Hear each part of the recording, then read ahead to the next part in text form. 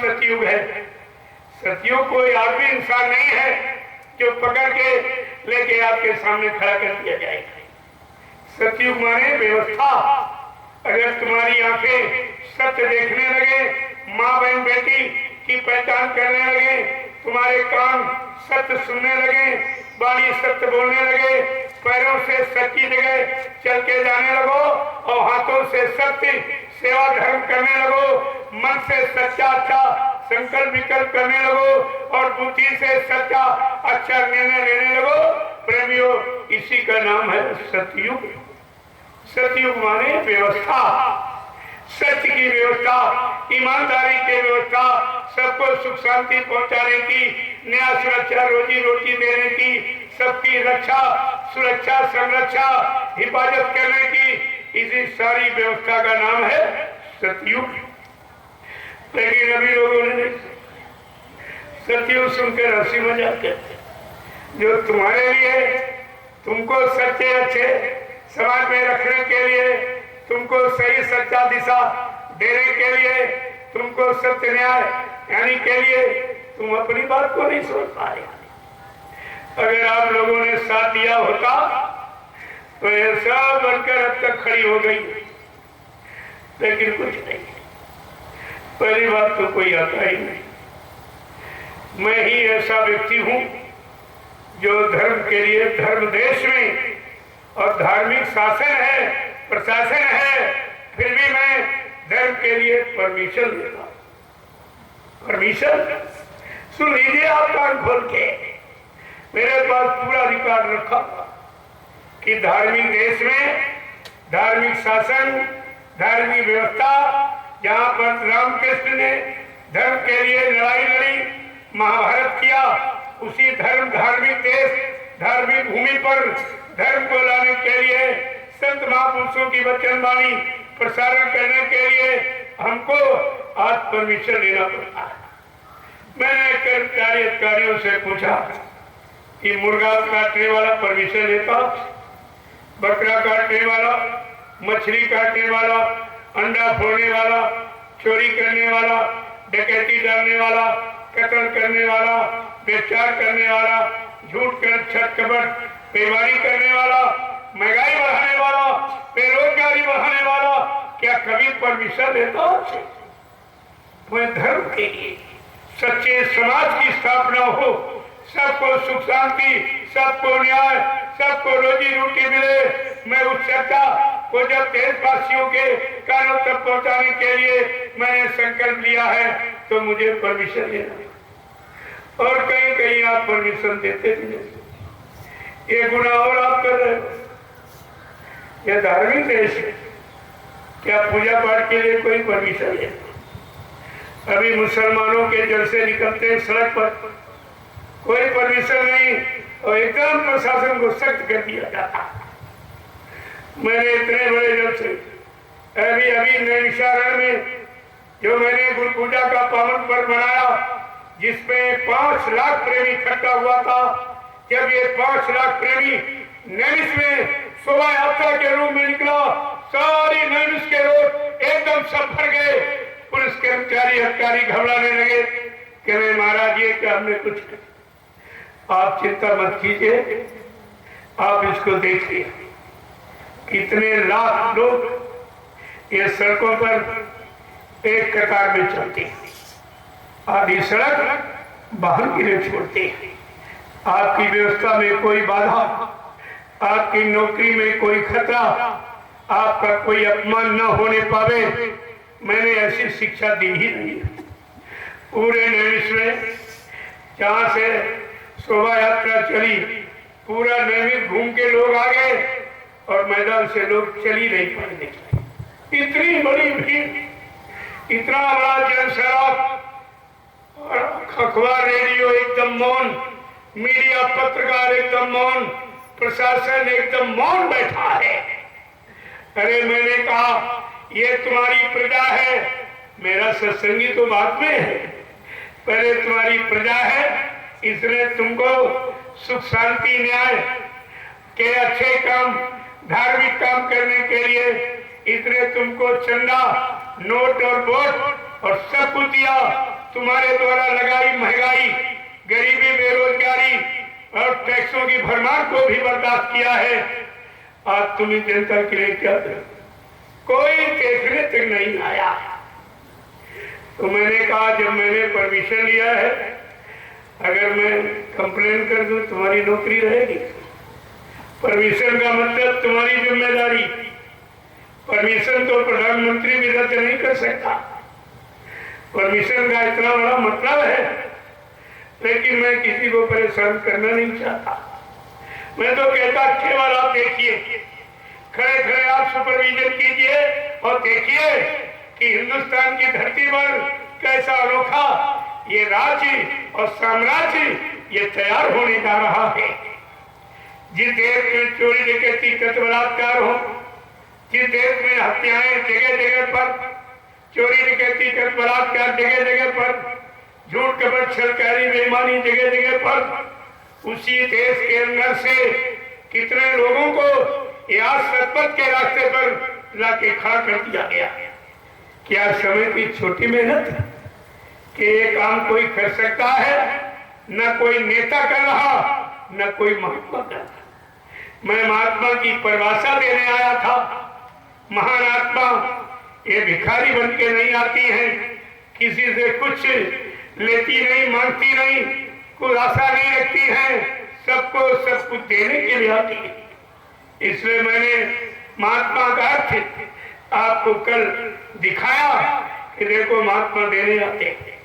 क्या हिंदुस्तान में कोई प्रसाद बांटता है? कभी आपको किसी ने बुला के प्रसाद दिया है? वो भी सम्मान प्यार के साथ, बदले में कुछ नहीं।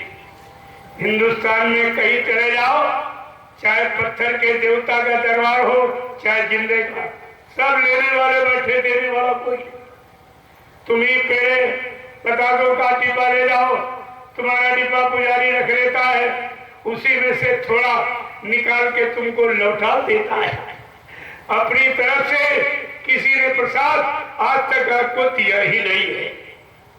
और मैंने आपके सामने ये नजारा कल दिखाया कि कस्बे में और गांव में कितने क्विंटल मीठा, कितने क्विंटल फल लोगों के तक पहुंचाए गए।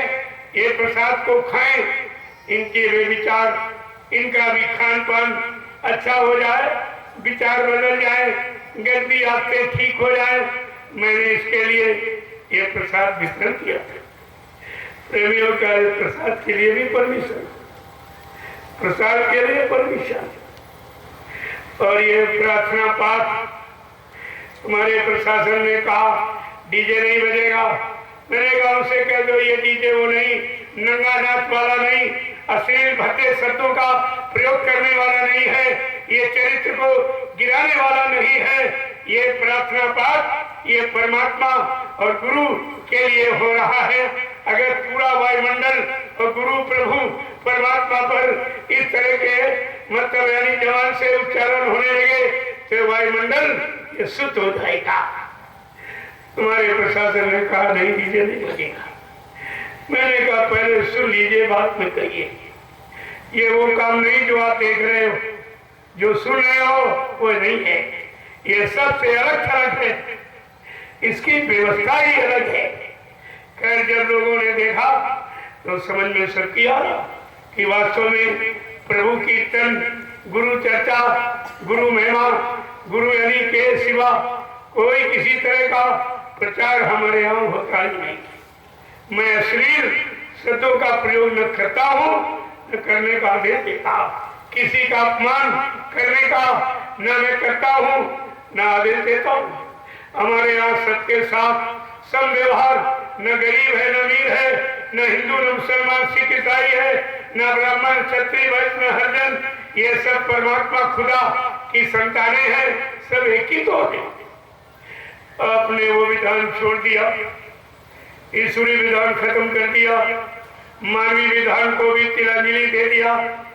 मनमानी तौर तरीके से जो आपने सब अपनाया है, आज उसी का परिणाम है कि सब लोग परेशान, गरीब भी परेशान, अमीर भी परेशान।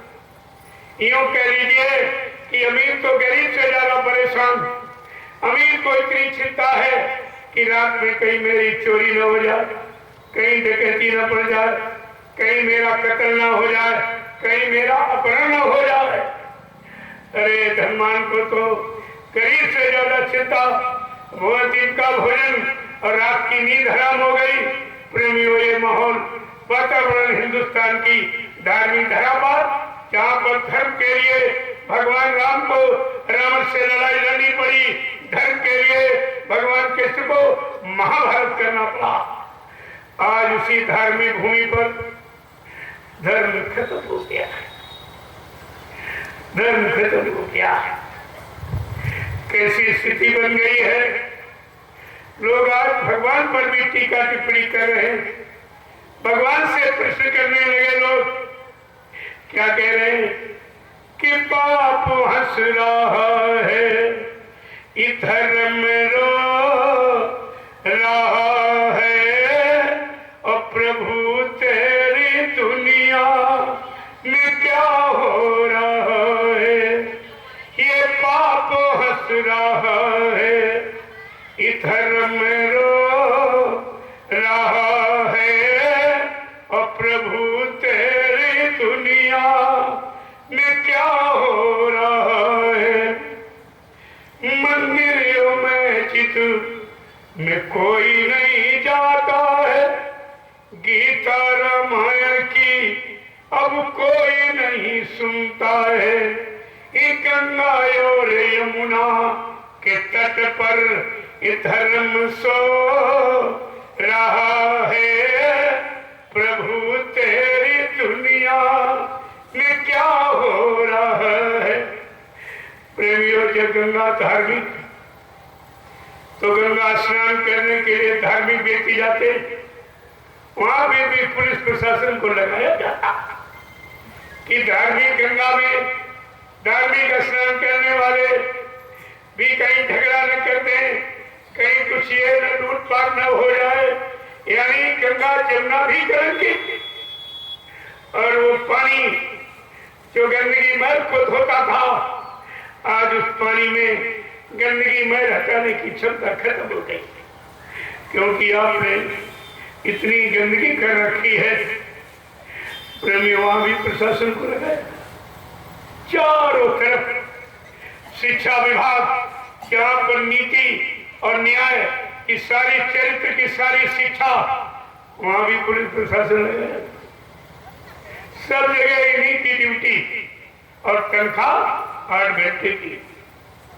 अगर किसी जो मजदूर मिल फैक्ट्रियों में काम करता है, अगर काम के अतिरिक्त, जिसे ओवर टाइम कहते हो, जब करता है तो उसको डबल तनख्वाह मिलती। लेकिन पुलिस कर्मचारियों को कोई ओवर टाइम नहीं, कोई ओवर टाइम नहीं, कोई इनके लिए पैसा नहीं, कोई इनके लिए कहने वाला, इनकी आवाज को सुनने वाला, आवाज को उठाने वाला कोई नहीं। लेकिन सन 80 में बाबा जी ने आवाज उठाई, आज तक किसी ने उस पर टिप्पणी नहीं की है। मैंने कहा मैं आवाज नहीं उठाऊंगा, अब मैं भूमि का व्यवस्था बनाऊंगा। अगर आप लोग मेरा सहयोग दे दें तो आपका काम बहुत जल्दी हो जाए। मैं तो तुम्हारा काम कर रहा हूं कि लोग सच्चे, ईमानदार, चरित्रवान, दयावान बन जाए, तो चोरी, डकैती, कत्ल, बलात्कार ये सब खत्म हो जाए, आपकी ड्यूटी कम हो जाए। मैं तो ये चाहता कि आप लोग यानी कोतवाली थाने और चौकी में बैठकर वहीं से सुपरविजन करें और 8 घंटे की ड्यूटी करें, रात में आराम करें, बाल बच्चों में रहें, उनकी देखभाल करें, सुबह उठें, 1 घंटा भगवान का सच्चा भजन इसी मनुष्य रूपी मंदिर में बैठकर आत्मा के घाट पर आत्मा से करें, क्योंकि परमात्मा को आत्मा पाएगी, शरीर नहीं पाएगा। शरीर तो जला दिया जाता, गड्ढा खोद के गाड़ दिया जाता, और शरीर से तुम पूजा पाठ में रात दिन लगे हो। जब शरीर जाएगा नहीं तो शरीर की पूजा भी यही रह जाएगी। इसलिए प्रेमियों, जब शरीर इंद्रियों से पूजा पाठ, तीर्थ व्रत, हाँ हवन, जब तक यज्ञ, गंगा स्नान करोगे तो क्या मिलेगा? मान मिलेगा, सम्मान मिलेगा, सामान मिलेगा। अगर आत्मा से भजन करोगे तो भगवान मिलेगा। ये भगवान मिलने वाला, ये सामान मिलने वाला, चाहे दोनों कर लो चाहे संत महात्मा किसी की आलोचना नहीं, किसी को अपमानित नहीं, सबको सम्मान मिले और सब सम्मान पाने के अधिकारी बने, ऐसा समाज ऐसा माहौल देश दुनिया का बना के तैयार कर दिया जाए। मैं आपके लिए लगा हूं, आप हमारा साथी नहीं, आप ही परमिशन नहीं देते तो रद्द कर देते, जबकि मैं आपका काम कर रहा हूं कि अगर सच्चे ईमानदार चरित्रवान दयावान लोग सब तैयार हो जाए तो चोरी डकैती खत्म हो जाए, आपकी भागदौड़ परेशानियां खत्म, आप अपनी जगह पर बैठकर वहीं से सुपरविजन वहीं से देखभाल करें, आपको भागने की जरूरत नहीं पड़ेगी। ऐसे माहौल वातावरण को मैं तैयार करने जा रहा हूं और उसी के लिए आपको निमंत्रित करता हूं और सम्मान के साथ। अगर पुलिस कर्मचारी अधिकारी का जब तक इस तरह सम्मान नहीं होगा, देश में सच्ची अच्छी व्यवस्था कोई नहीं ला सकता। ये मैं चैलेंज के साथ कहता हूं, कोई नहीं ला सकता, क्योंकि सब सारा इनका राज पूरा पुलिस व्यवस्था पर टिका हुआ, इनको आगे करके राज कर रहे। ये बेचारे सारे खतरे और सारी आपत्तियां सारी मुसीबतें ये झेलते हैं, तनख्वाह 8 घंटे की बातें। मैंने कहा भाई ये कौन सा कानून भारत का, कौन सा न्याय है, कौन सा संविधान है जरा प्रजातंत्र में प्रजा के हित? अरे भाई संविधान तो बता दो, कोई कुछ कहने के लिए तैयार नहीं और आप सुनने के लिए तैयार नहीं, तो ये काम होगा तो कैसे होगा? इस पर आपको विचार करना चाहिए और ये जब सबका काम है सबको यथाशक्ति सहयोग करना चाहिए। जो जिस लायक है उस लायक अगर आप सहयोग दे दें तो बहुत जल्दी एक सच्चे अच्छे समाज का निर्माण हो जाएगा। इसी सच्चे अच्छे समाज को सतयुग कहा जाएगा। यह सब आपके सामने हो जाएगा। अब आप देख लीजिए, ये तो आपके सामने करके दिखाया गया है। मैं भाषण प्रत्यन बिल्कुल नहीं करता, ना इसको पसंद करता हूँ, मैं तो करके दिखाना चाहता हूँ। मैं करनी पर विश्वास करता हूँ, कथनी बकरी पर मेरा कोई विश्वास नहीं है। इसलिए मैंने कल आपके सामने करके दिखा। ये महिलाएं अपने सिर पर कलश जो घरों से निकलती हैं और 10-15 किलोमीटर पैदल, मैंने पूछा भाई कोई थकावट कहते पता ही नहीं चला कब कैसे। ये देखिए, ये धार्मिक विचारधारा और सत्य समाज के निर्माण में जब कोई कदम उठाता है तो थकावट का कहीं पता नहीं चलता। थकावट कहाँ है? थकावट तो वहां है जहां रुकावट है। तुम्हारे हर काम में रुकावट, वहां थकावट है। जहाँ कोई रुकावट नहीं है सच बोलने के लिए, सत्संग करने के लिए, यानी मतलब किसी को कोई रुकावट ही नहीं है, वहां ये थकावट कैसे आएगी? और ये सब देखिए, मैंने एक इशारा किया था कि जब ये महिलाएं अपने सिर पर कलश रखकर और धर्म ज्योति जगा के निकल पड़ेंगी तब देश में धर्म की स्थापना का शुभारंभ हो जाएगा। ये हंसी मजाक का विषय नहीं है, इसको जरा गंभीरता से सोचने का विचार करो। गंभीरता से सोचिए आप, उस संखरता में नहीं, गंभीरता में, तो आपकी समझ में सब आए।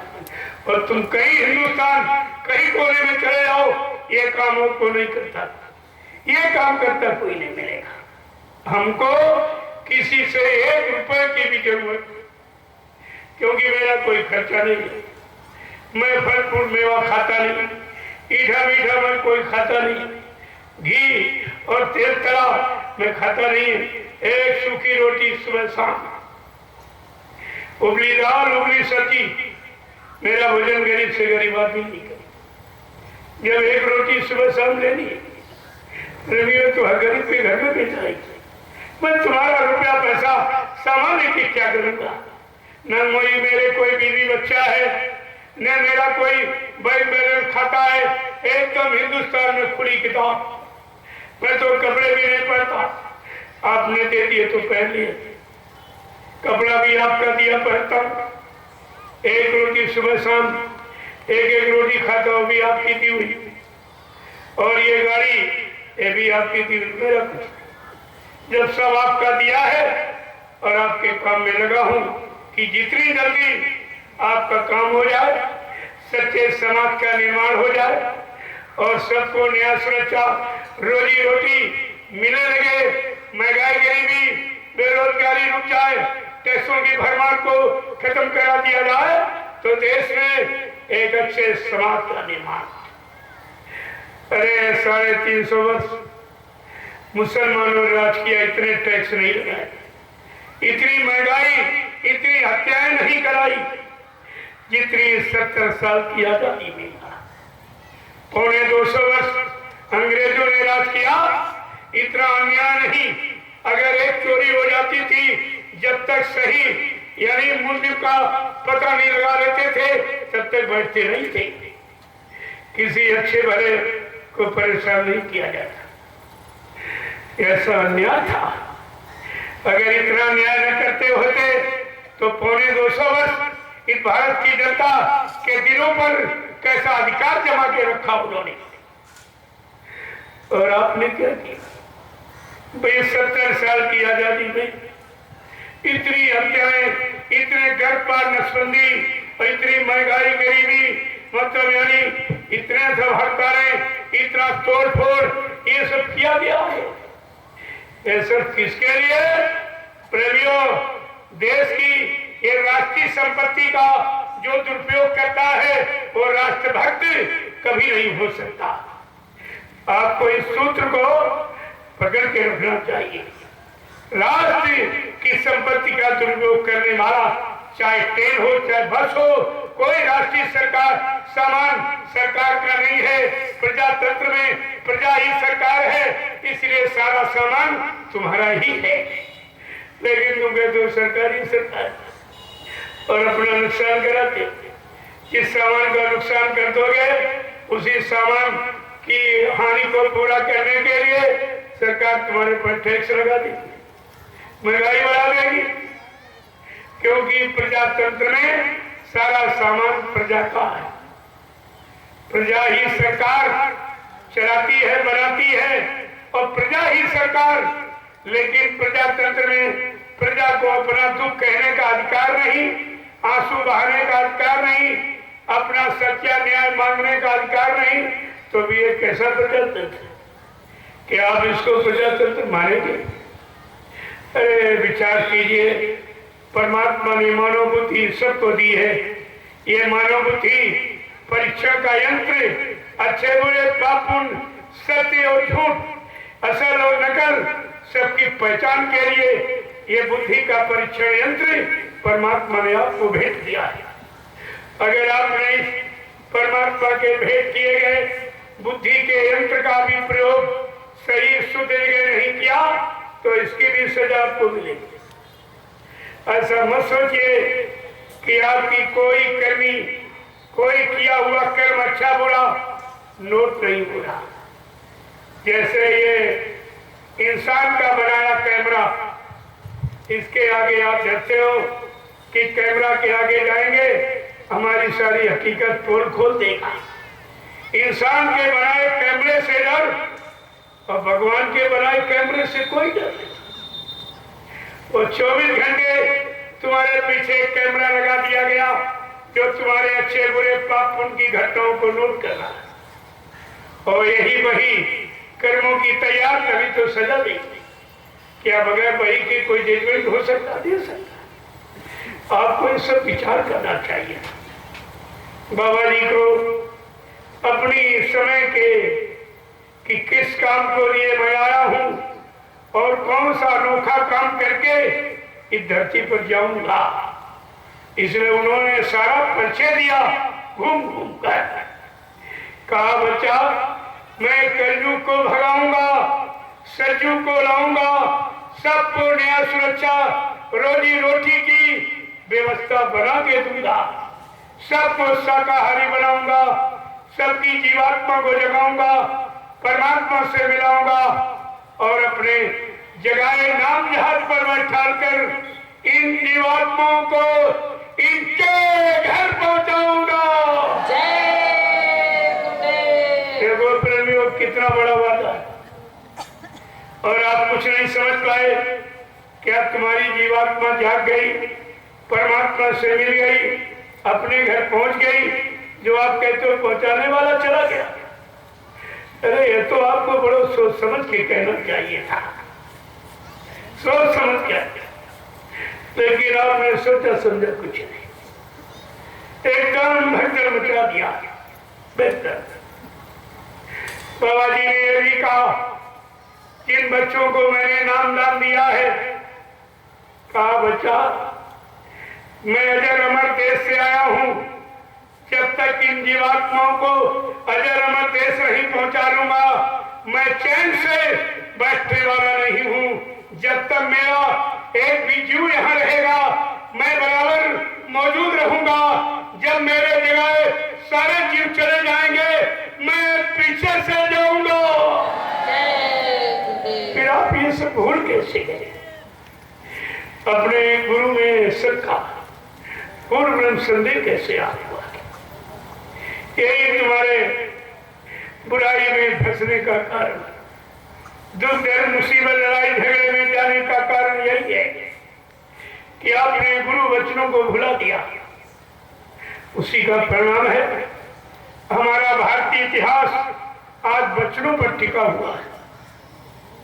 रामचरितमानस में गोस्वामी महाराज ने वचनों की महिमा लिखी कि राजा दशरथ के पास कई के 2 बच्चे थे। कहती थी मेरे बच्चों को संभाल के रखना, समय आने पर मांग दूंगी। ऐसे समय पर उसने वचन मांगे कि राजा दशरथ को प्राण छोड़ने पड़े, लेकिन बच्चों से मुकरे नहीं। जब वचन पूरा कर लिया तब प्राण छोड़े। देखिए कितनी बड़ी वचनों की महिमा। अरे वो तो राजा था, जब वचनों की महिमा को दिखा दिया। अरे संत तो महाराजा हैं, जब राजा अपने वचनों से नहीं मुकरा तो महाराजा अपने वचनों से कैसे मुकर जाएंगे? ये तो आपको याद रखना ही चाहिए था। इसलिए वचनों की महिमा का इतिहास रामचरितमानस में लिखा है। क्या लिखा है कि रघुकुल रीति सदा चली आई और प्राण जाए पर बचन न जाई। भगवान कुल की मर्यादा ये कि चाहे प्राण भले चले जाए, लेकिन जब तक वचनों को पूरा नहीं करूंगा शरीर से प्राणों को निकलने नहीं दूंगा। ये प्रेमियों वचनों की महिमा। और बाबा जी ने कितने वचन, कितने वादे, कितनी संकल्प प्रतिज्ञा की, और अभी किसी की शुरुआत नहीं हुई और तुमने महापुरुष के जाने की शुरुआत कर दी। इन वचनों को पूरा कौन करेगा? वादों को पूरा कौन करेगा? उनकी संकल्प प्रतिज्ञा को कौन पूरा करेगा? आपको इस पर विचार करना चाहिए था। आज ये पहला दिन है, आज तो आने वाला दिन है। भीड़ तो आपको 15 तारीख को दिखाई देगी, क्योंकि जो मेरा लक्ष्य निशाना है वो 15 सितंबर का। देखो जन्म दिवस, मृत्यु दिवस, शिक्षक दिवस, स्वतंत्रता दिवस ये तो सबने मनाए हैं, लेकिन मेरा निशाना मुक्ति दिवस का है, जो सृष्टि में किसी ने नहीं। मुक्ति दिवस, मेरा मुक्ति दिवस मनाने का संकल्प है। तुम उसे किसी दिवस के रूप में मनाओ, लेकिन मेरा निशाना, मेरा लक्ष्य, एकमात्र मेरा उद्देश्य मुक्ति दिवस का है। अगर जीवात्मा को मुक्ति मिल जाए, काल माया का देह छूट जाए, तो इससे बड़ा कोई दिवस ही नहीं होगा। वो दिन महत्वपूर्ण होगा जिस दिन जीवात्मा को मोक्ष मुक्ति मिल जाएगी, आवागमन से छुटकारा पा जाएगी, अपने सत्य देश सचखंड श्रद्धाम अनामी धाम को पहुंच जाएगी, अपने मालिक प्रीतम का दीदार करेगी। वो सच्चा दिन आपका होगा। उसी दिन की ये तैयारी है, उसमें आप कोई दिवस मना लो तो आपका विचार है, लेकिन मेरा एक ही विचार है मुक्ति दिवस। जो इस धरती पर किसी ने ये दिवस मनाया ही नहीं है, इस दिवस का किसी ने नामांकन भी नहीं किया है, लेकिन आज कलयुग के जीवों के लिए, कलयुग के जीवों को मजबूत और दृढ़ता में रखने के लिए उन्होंने अपना संकल्प आपके सामने रखा कि मुक्ति दिवस जब तक मुक्ति नहीं दिला दूंगा, मैं मृत्यु मंडल को छोड़ के जाने वाला नहीं हूँ, चाहे मुझे इस शरीर में 400 वर्ष क्यों न रहना पड़े, लेकिन मैं ये काम जीवात्माओं का करके ही जाऊंगा। आपको इस पर विचार करना है।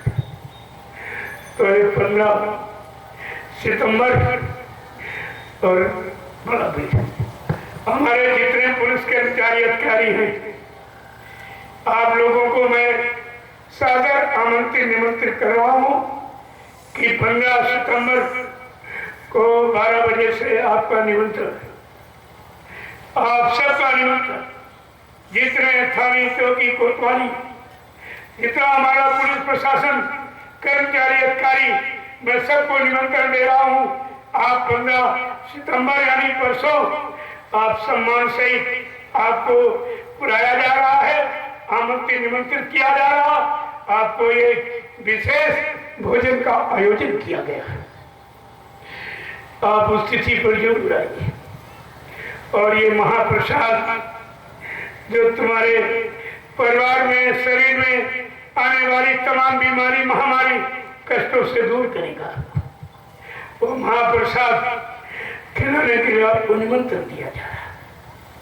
वैसे आपको किसी ने निमंत्रण कभी नहीं दिया, चाय पिलाने वाला कोई निमंत्रण नहीं देता।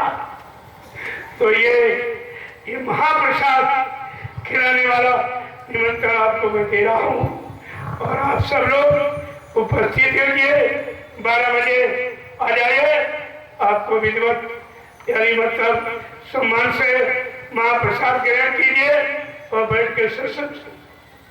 ये जरूर सुनिए, ये कहीं से जाओ हिंदुस्तान में आपको ये समय की चीज कोई नहीं बताएगा। कोई सतयुग की कहानी, कोई त्रेता द्वापर की कहानी, कोई राम की कहानी जो चले गए, अरे उनकी कहानी सुनने से आपको कौन सा लाभ मिलेगा? क्योंकि काल, देश काल, स्थिति परिस्थिति का प्रभाव पड़ता है, समय परिवर्तनशील है, इसलिए हर युग का काम, हर युग की पूजा, हर युग का भगवान का नाम, हर युग की साधना, हर युग का भगवान अलग अलग आया है। अभी कलयुग के भगवान के बारे में आप जानते हैं? कलयुग की पूजा क्या वो भी आप नहीं जानते। कलयुग की पूजा से मिलने वाला लाभ क्या वो भी अभी आप नहीं जानते हो। इसलिए आपको ये समय, ये कलयुग के इतिहास की जानकारी दे। आज तो मैं ऐसे थोड़ा सा बैठ गया, मैं कल से सत्संग प्रारंभ करूंगा। आज तो थोड़े लोग आ गए, मैंने कहा तुरंत वो जानकारी दे। वैसे मैंने वो जानकारी सब दे दी। जो भूल भटक भरमाने का काम लोगों ने किया, अब उसे बार बार दोहराने की जरूरत नहीं है। वो तो मैंने पूरे हिंदुस्तान में 7 वर्ष बिल्कुल एक धार आवाज लगाई है मन से। और धीरे धीरे उसकी जरूरत नहीं है। अब आपको आध्यात्मिक दौलत की जरूरत है। अध्यात्म कैसे बनेगा? आध्यात्मिक चढ़ाई कैसे करेंगे? आपका मन बुद्धि चित्त अध्यात्म की तरफ कैसे अग्रसर होगा और कैसे अपनाएगा?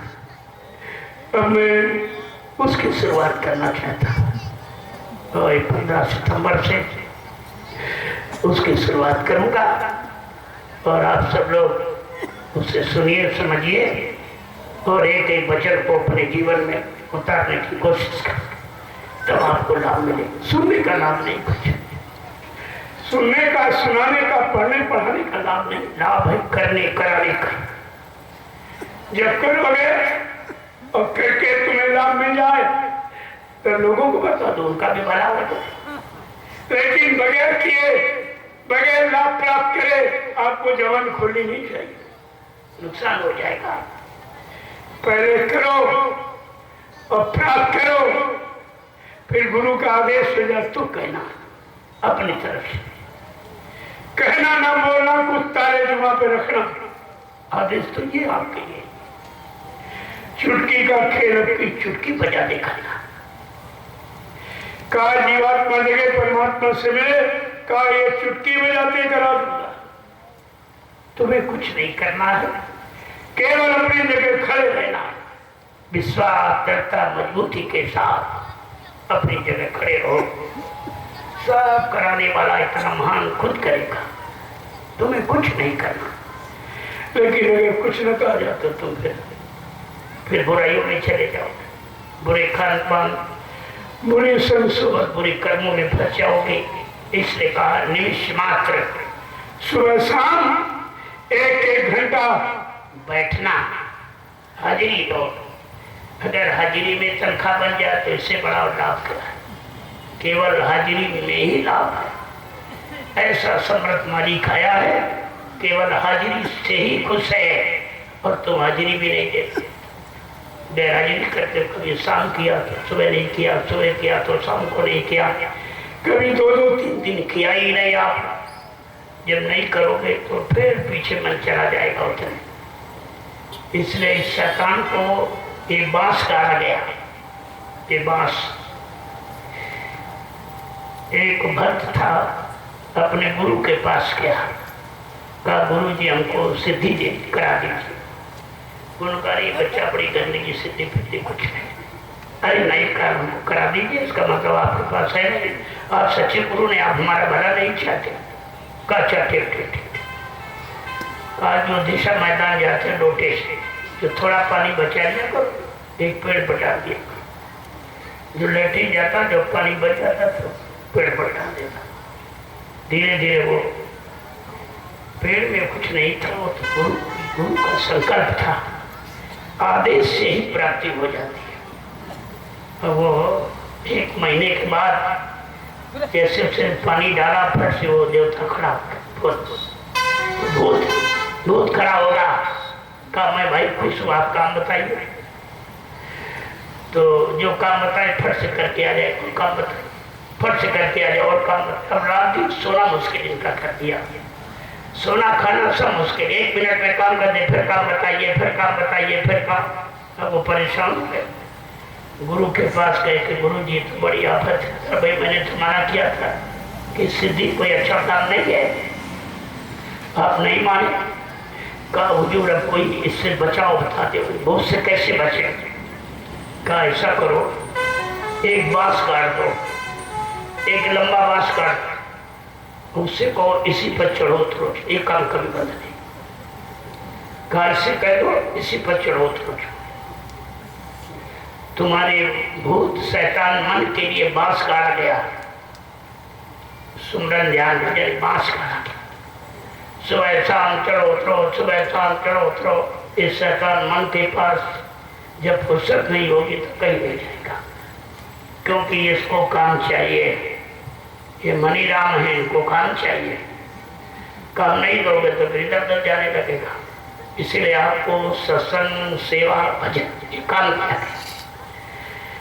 शैतान मन को रोकने, कंट्रोल, नियंत्रण के लिए काम दिया गया कि सत्संग करो, सेवा करो, भजन को कभी फुर्सत नहीं मिलेगी। जब फुर्सत नहीं मिले मन कहीं नहीं जाएगा। धीरे धीरे धीरे धीरे इन्हीं सत्संग सेवा भजन से मन पक्का हो जाएगा, उधर से हट जाएगा, इधर लग जाएगा। जैसे लग गया तो जीवात्मा को जगने में देर तो जागी हुई है, जीवात्मा को नहीं चलाना, लेकिन जीवात्मा ने मन को साथी बना दिया। ये संग दोष। देखो चेतन जीवात्मा को जब दोष रख सकता, तुम अगर बुरे खान पान करने वाले, बुरे कर्म करने वाले, ऐसे लोगों का साथ करोगे तुम्हारे पर जबरदस्त उसका भी कर्म तुम्हारे पर चढ़ जाएगा। इसलिए संत मत के प्रेम को चाहिए बहुत सावधानी के साथ। संसारियों से मिलो जुलो, लेकिन आंख से आंख मिला के कभी मत देखो। जो 5 नाम का सुमरन करता है उसके आंख से भी दया की धार, वो संसारियों को लाभ मिलता है और तुम समझते बड़ा प्रेम कर रहा, हमसे बड़ा हमारा स्वागत कर रहा, बड़ा सम्मान कर रहा, और तुमको लूट रहा रोज का रोज। 5 नामों की कमाई ऐसी तुम गमा देते। तुमसे स्पर्श करेगा तो जाएगी, देखोगे तो जाएगी, उसका खा लोगे तो जाएगी। ऐसे नहीं, 5 नामों की कमाई करने के बाद बहुत कुछ होता, लेकिन तुम सब गमा देते हो रोज का रोज। तुम्हें ये नहीं मालूम कि इसकी सुरक्षा हम कैसे करें। ये आपकी धन है। जब संसार का धन कितनी सुरक्षा रखते हो, तुम्हारे बस की नहीं तो बैंक बैलेंस कर देते हो कि हमारा धन बच जाए। ऐसे आपको आध्यात्मिक धन ये सुरक्षित रखना चाहिए। अगर तुम्हारे पास नहीं तो गुरु के पास बैंक बैलेंस कर दो, गुरु को दे दो। वैसा बैंक है, बढ़ा देगा घटाएगा, लेकिन तुम करते कुछ नहीं हो क्योंकि आपको जानकारी नहीं मिली। अगर ये जानकारी मिल जाती तो फिर कहते सब काम तुम्हारा अब तक शुरू हो गया होता। 60 साल की मेहनत छोटी मेहनत नहीं है। 60 साल आप मथुरा जाते रहे हो, क्या किया? कुछ करके पाया, कुछ सुन के पाया, कुछ दे के पाया? पाया कुछ नहीं, सब दमाया और शंका संदेह भूल भर करके वापस घर आके बैठ गए। रात वापिस लौटा के घर पे बैठ गए, कुछ नहीं पाए। तो जब कुछ करोगे नहीं तो मिलेगा क्या? अब ये जरूर है, अगर अपनी जगह खड़े रहते तब भी आपका काम हो जाए, दोस्त तो नहीं लगता। जबकि आपसे कहा गया पड़े रहो दरबार में धक्का धनी के खाओ, कबहू दीन दयाल के भनक पड़ेगी कहा दरबार में पड़े रहो, खड़े रहो, अड़े रहो, कभी न कभी मालिक की दया हो जाए। लेकिन यहाँ क्या हुआ? न कोई खड़ा रहा, न पड़ा रहा, सब भाग खड़े हुए। कोई इधर भाग गया, कोई उधर भाग गया, कोई उधर भाग गया। तो भाग गए हो तो मिलेगा क्या? भगोड़ों को कुछ मिला जाता है?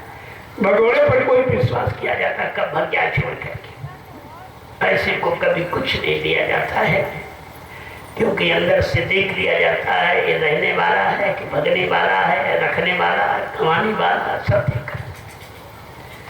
वो इतने अज्ञानी नहीं है कि अमोलक धन ऐसे ही दे देगा। इसलिए कहा कि बच्चा अभी नामदान सुनाया गया है, दिया नहीं, सुनाया गया था। और सुनाई बात भूल जाते लोग, और सब भूल गए, नामदान को भर गए, इधर उधर चले गए।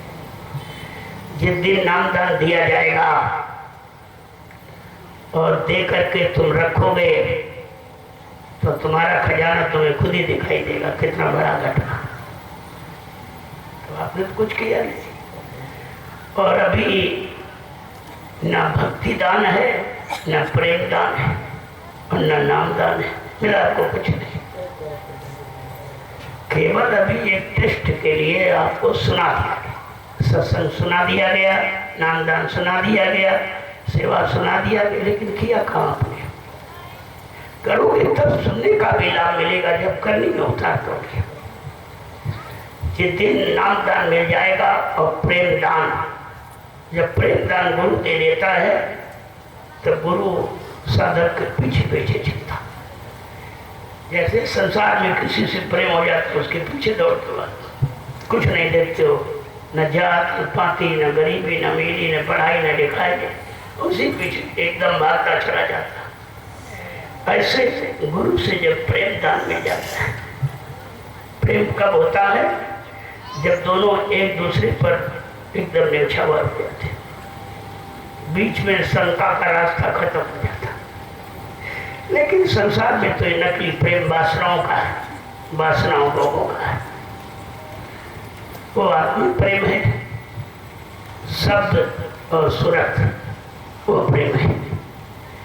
जब शब्द से सूरत का प्रेम करा दिया जाएगा, शब्द के साथ सूरत की भावर पड़ जाएगी, तब एक दूसरे से अलग नहीं हो जाएगा। ये गठबंधन है।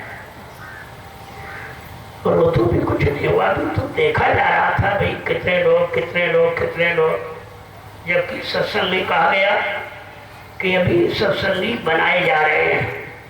लोगों ने कहा नहीं, सरकार मेरे गांव में मेरे जिले तहसील में इतने सत्संग का अच्छा बच्चा। एक छोटी सी परीक्षा ले गई, एक सत्संगी दिखाई दे रहा, कोई सत्य का संगी, सब झूठ के संगी, कोई सत्संगी नहीं निकला। गुरु कह रहे बनाए जा रहे, तुम कह रहे हो सत्संगी हो गए। परीक्षा ली गई तो कोई नहीं देखा, कोई परीक्षा भी खास नहीं। अरे परीक्षा उसकी ली जाती जो पढ़ाई पढ़ता है। तुमने पढ़ाई पढ़ी नहीं, सत्संग किया नहीं, सेवा की नहीं, भजन किया नहीं, तुमने तो पढ़ाई नहीं पढ़ी, तुम्हारी क्या परीक्षा हो। यहाँ तो बिना परीक्षा के ही सब फेल हो गए, बिना परीक्षा लिए। अन्य इतिहास पढ़िए, संतों का सबने परीक्षा लिए और सम्राट मालिक ने अपनी परीक्षा दी, आपकी नहीं दी, अपनी परीक्षा दी और फेल हो गए। तो बिल्कुल देखिए, पहले गुरु ने अपनी परीक्षा दी और फेल शिष्य हो गए सब। कोई पास नहीं निकला, सब दूर निकले, सब भग गए एकदम। ये मौज है, जो देने आया है को तो कोई ना कोई व्यवस्था देने की बनाएगा, जो जगाने आया है वो तो जगाएगा, जो ले जाने आया वो लेके जाएगा। जैसे जो पतंग उड़ाता, आसमान में पतंग बहुत दूर चली जाती, देखने वाला कह रहा कि ये पतंग पता नहीं किसके हाथ लगेगी, कहाँ गिरेगी, क्योंकि न डोरी दिखाई देती न उड़ाने वाला दिखाई देता। लेकिन जो उड़ाने वाले को पता है, जब चाहेगा पतंग की डोरी समेट कर अपने पैर के अंगूठे पर रखेगा। इसी तरह जिनके जीव हैं, जिन्होंने नामदान दिया, वो कहीं भाग जाए, कहीं दूर चला जाए, जिस दिन डोरी को समेटेंगे सब एकदम कर्म पर खड़े हो जाएंगे। और आप देख रहे हो धीरे धीरे धीरे धीरे कितने आस्ते आस्ते काम हो रहा। इसी धीरे धीरे में तमाम की परीक्षा होती जा रही है, क्योंकि ये अमूल्य धन है, ऐसे कैसे दे दिया जाए। जब तक पात्र और पात्रता दोनों नहीं होगी तब तक अमूल्य धन नहीं दिया जाता। वो तो सुना दिया गया, दिया थोड़ी गया। ये आपको हमेशा ध्यान में रखना चाहिए। पहले इस वस्तु की लायक करो कि वस्तु के हम लायक है नहीं की है, हमारा मन बुद्धि चित्त पाक साफ निर्मल पवित्र है कि नहीं है। जैसे बच्चा रो रहा और कटोरी गंदी लिए माँ से दूध मांगी, क्या माँ उस गंदे बर्तन में दूध दे देगी? बच्चा कितना रोए, जब तक माँ उस बर्तन को अपने साथ पाक साफ नहीं कर ले तब तक नहीं देती। ठीक इसी तरह तुम कितना रो चिल्लाओ गिड़गिड़ाओ, जब तक इस पात्र को शुद्ध नहीं कर लिया जाएगा, चाहे वो सत्संग से, सेवा से, भजन से और कोई किसी कार्य से, जब तक शुद्ध नहीं